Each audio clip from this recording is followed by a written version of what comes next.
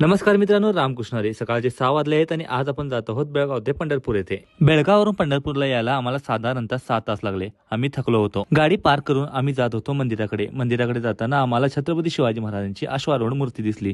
महाराजांची मूर्ती पाहून अंगामधील पूर्ण थकवा दूर झाला आणि अंगामध्ये एक वेगळ्या प्रकारची ऊर्जा निर्माण झाली.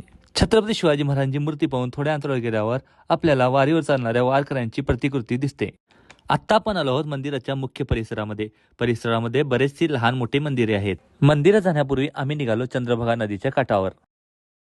तर आत्ता आम्ही आलो आहोत चंद्रभागा नदीच्या काठावर.